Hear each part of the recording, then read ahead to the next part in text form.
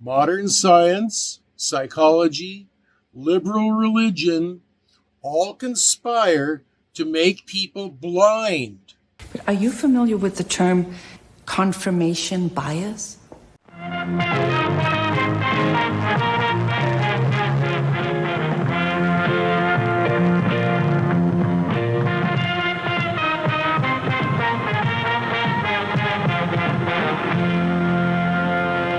Welcome back, everyone, to Bridge the Divide, where I examine irrational beliefs, the irrational behaviors that often follow, and how we, with education, rationality, and reason, can bridge the societal divides that they create. Today, we're going to take a look at a video from evangelical pastor Dale Warren from over on his channel, Papa Dale and the Bandit. And in this one, Dale attempts to break down for his audience why he thinks that atheists just don't get it. You just don't get it, do you?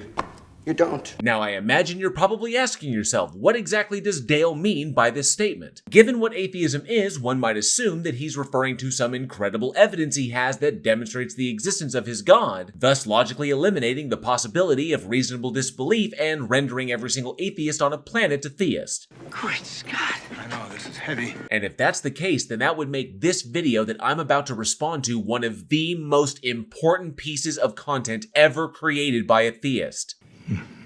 Perhaps we should temper our expectations. Good advice, Gus. It's probably better to hold my applause until the end of the performance. So let's dive in and see if this old-timey prospector has managed to finally strike gold, or if his claim is nothing more than worthless pyrite. Nothing. Hi, friends. No, it's not creepy at all.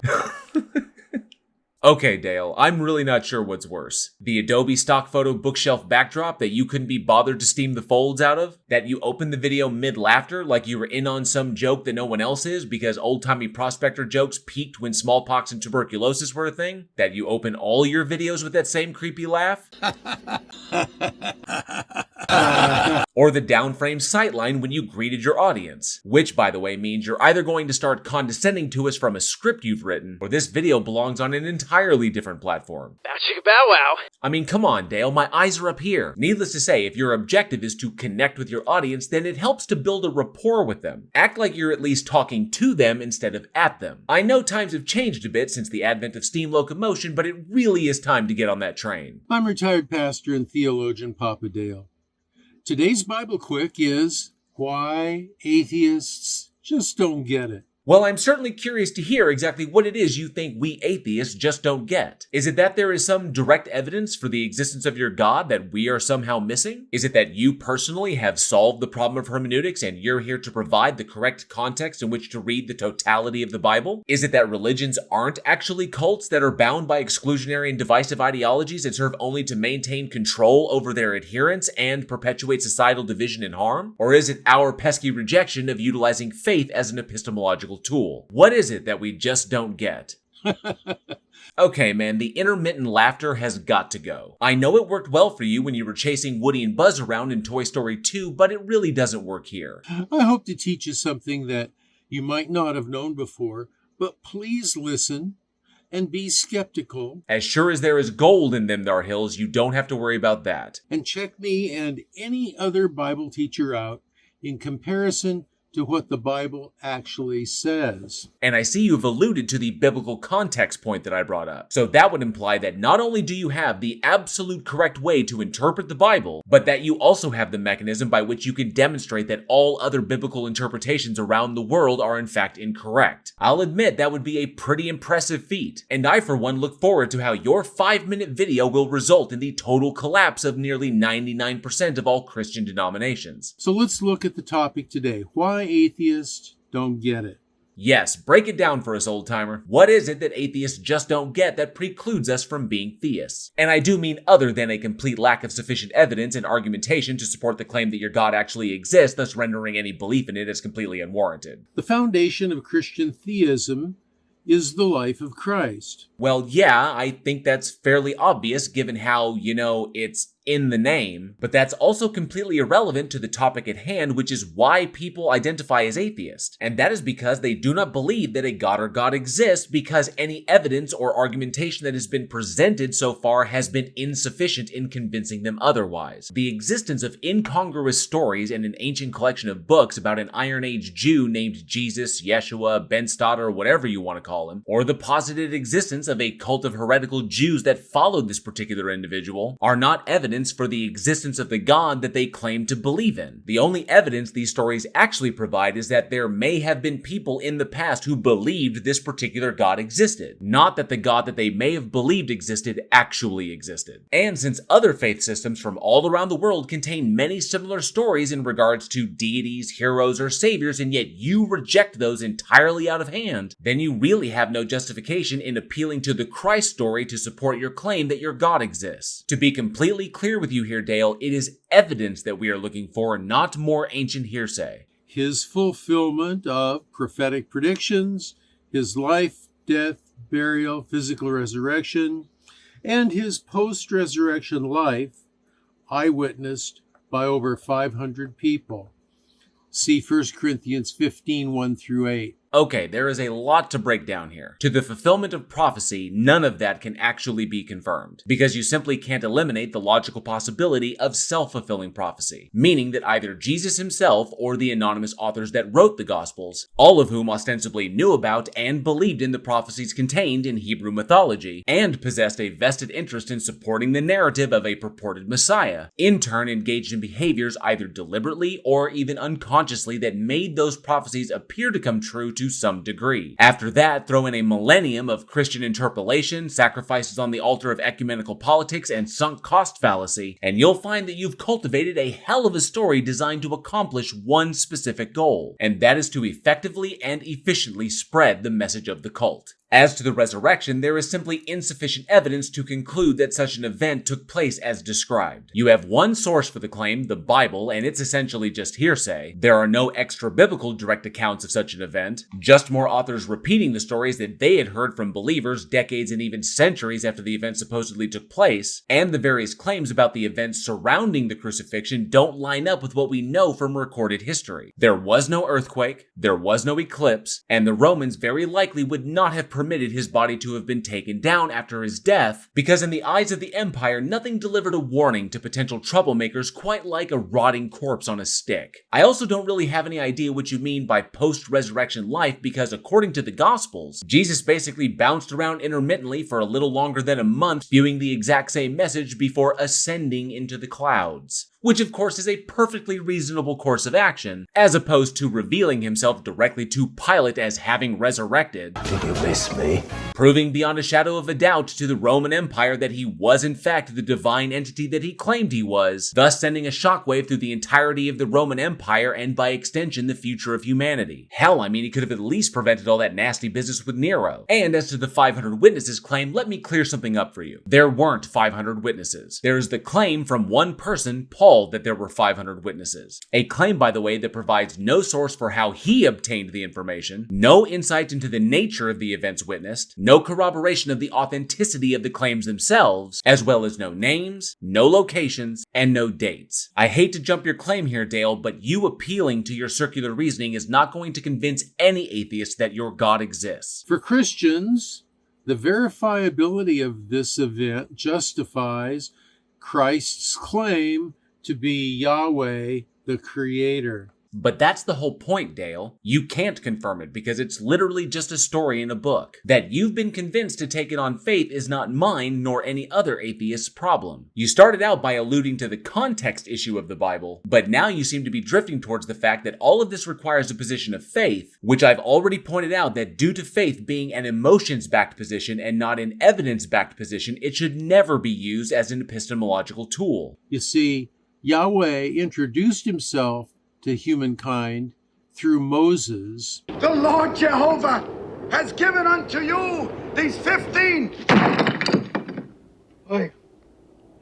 10 10 Commandments. Another completely irrelevant story contained in an ancient book centered around a character that cannot even be confirmed to have ever actually existed, especially given that the Egyptians, who themselves were meticulous record keepers, make absolutely no mention of ever having dealt with such an individual, or any of the major events that purportedly occurred around him according to Hebrew mythology. Predicted that he would come in the flesh as a man at a later time. Again, completely irrelevant. About 1,500 years later, he identified that he was that same Creator God Yahweh in the person of Jesus Christ. And yet you still can't eliminate the logical possibility of self-fulfilling prophecy here. The person making the claim would know about the prior existing prophecy, and all it would take would be that individual having the audacity, the hubris, or even the mental illness to make the claim that he was the fulfillment of that prophecy. The reason that it is a logical possibility is because it is common behavior amongst the most hardcore believers that we still see happening today. And it's a more probable conclusion because it doesn't require us making any additional assumptions regarding anything supernatural. Now, several New Testament scholars, very highly educated people, notably Gerd Ludemann and Bart Ehrman. I have to say, Dale, I find it a little interesting that you would choose to cite the works of New Testament critics Gerd Ludemann and Bart Ehrman, given that Ludemann identified as an atheist before his death in 2021, and Bart Ehrman identifies as an agnostic atheist. Have agreed to the historic veracity of the events of the life of Christ. To some degree, yes, and that's not exactly problematic. As stated before, the existence of an itinerant Iron Age rabbi who engaged in heretical ministry is hardly beyond the scope of logical possibility. But the logically possible existence of such an individual does not logically entail that that individual was divine, or that the God he supposedly believed in actually existed. If this video of yours, Dale, is actually intended for atheists, and you actually understand what atheism is and what it entails, then I don't really understand why you would think for a moment that just citing things in the Bible would be sufficient evidence to convince an atheist of anything that you're saying. Now, yes, those men continued to be atheists, but ones who cannot explain how a man can raise himself from the dead in this way, using known naturalistic means. Well, that would be because they don't believe that such an event took place. As the one perpetuating the claim, the burden of proof is on you, Dale. You yourself would have to provide sufficient evidence for that event beyond the source of the claim. Boasting that they can't explain what you happen to believe to be true, when they themselves are not convinced of the truth of it, is just patently absurd, and only serves to demonstrate how you yourself have not actually read up on how these individuals justified their reasonable disbelief. So what they do is they assign it to the realm of the mystery of the not yet known. It's the atheism's version of the atheism of the gaps. Oh, what a lie! I guess that whole bearing false witness thing was just a conditional and not a universal, because what you just said was a complete misrepresentation of their work. Ehrman and Ludemann both concluded from the available evidence that the resurrection was not an historical event, and both concede that if some of the events took place, like the crucifixion itself or finding the tomb empty, that there is insufficient evidence to support any logically possible naturalistic scenario beyond pure speculation. But regardless of that, neither of them thinks that the events took place as depicted in the Bible, and so the burden of proof is still on you. Oh, creepy. This illustrates the point as follows. After 1900 years of debate, there are no new arguments on either side, either atheist or theist. Well, yeah, while Christians may change up some of the smaller details of their worldviews, their primary arguments don't really have a reason to change, and atheists structure their arguments based upon the actual evidence that we have access to, and then break down how faith fails as an epistemological tool, thus concluding that there is insufficient evidence for the claims in the Bible to warrant belief. The impasse comes down to worldview. Which worldview are you going to believe? The one that doesn't require me to sacrifice logic, rationalism, and truth in favor of fallacious reasoning just to make myself feel better about my tiny place in the universe.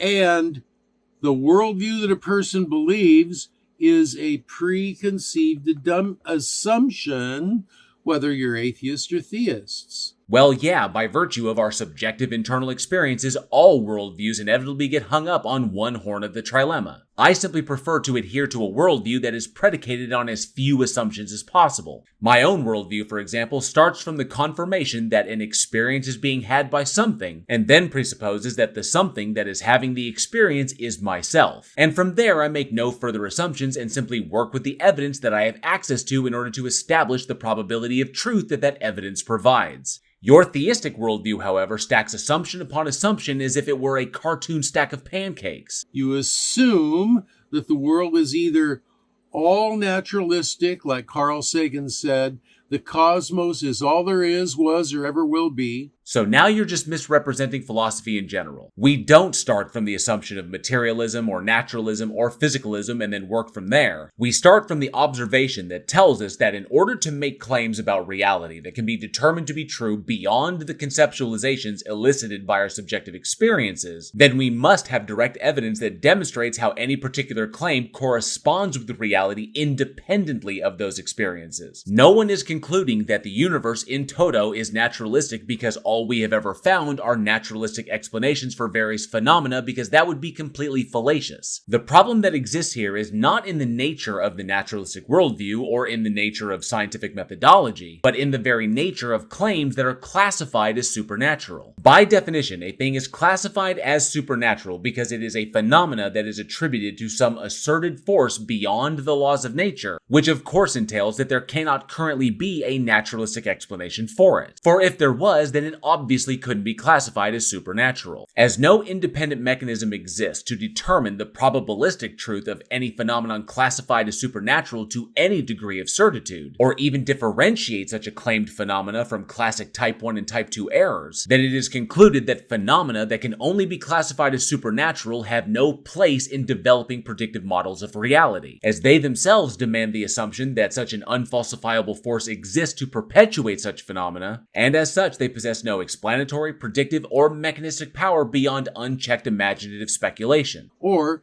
you assume that the Bible was accurate when it said in Genesis 1, in the beginning God created. You obviously start from that assumption, and you fail to realize why you shouldn't. While we don't start from the assumption that the universe is entirely naturalistic, but arrive at naturalism as a justifiable conclusion because supernatural claims, by virtue of their very nature, simply do not provide any additional information about the independent reality that we are all experiencing. The one you choose to believe is the one that informs the content of your belief. Beliefs are not actively chosen, Dale. They're what you are convinced of. You didn't choose to believe in atoms, gravity, germs, cells, tectonics, quantum electrodynamics, or hundreds of other theories that we utilize to explain reality. The only active choice that you really have in the matter is what information sources that you will include or exclude from your reasoning process, which is precisely why you reject the theory of evolution or modern synthesis, because you actively reject the sources of the mountains of evidence that demonstrate that phenomenon to be true, even though some of those sources themselves are devout Christians. And while yes, your starting point can inform how you interpret evidence, we recognize that phenomenon, we call it confirmation bias, and we fully understand why it should be eliminated, which is why the strict and rigorous scientific methodology that we have developed over the centuries has built-in mechanisms to eliminate that possibility. Now, theists believe in a bifurcated reality, physical and metaphysical. That is completely irrelevant, okay?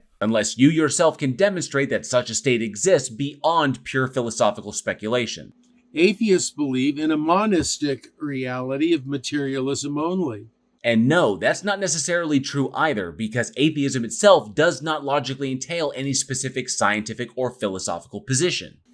The only way that we will ever agree is that one of us must change our worldview. That sounds like a you problem. Atheists believe that would require a theist's rejection of a metaphysical fantasy idea. Because by its very nature, metaphysics is pure speculation, and thus it provides no explanatory or predictive power for anything. All it really does is provide the philosopher that is engaging in that speculation an opportunity to identify something to ground their justifications in that comports with their irrelevant subjective intuitions. Theists believe That requires the atheist to reject materialism only as true.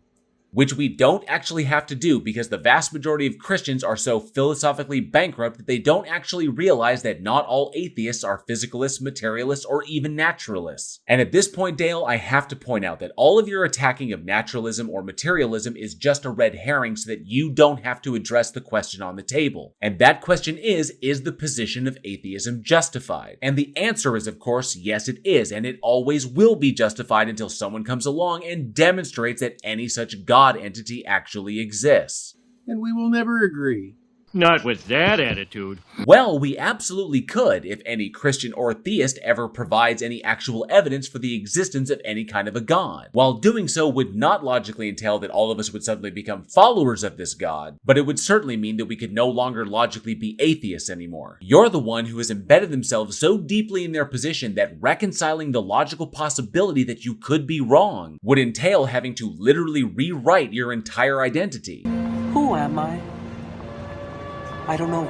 And that's a trait of your worldview that, were you interested in being intellectually honest, should have been the first and largest red flag that you were on the wrong path. We cannot even reasonably discuss the proposition. We speak past each other. That's what happens when the very fundamental methodologies behind determining truth are at cross purposes. We rely on independently verifiable evidence and can adjust our conclusions to be more accurate given additional evidence, while you stand there gripping tight to your faith as if it's some kind of life preserver that's going to save you from the deluge of evidence that contradicts your entire worldview at every point. The Christian Bible refers to it in this way. The natural person does not accept the things of the Spirit of God, for they are folly to him, and he's not able to understand them because they are spiritually discerned. 1 Corinthians 2:14. I, for one, find it completely shocking that anyone would take an actual issue with a cult manual positing a completely made-up and self-affirming explanation for why anyone would reject the claims of the cultist.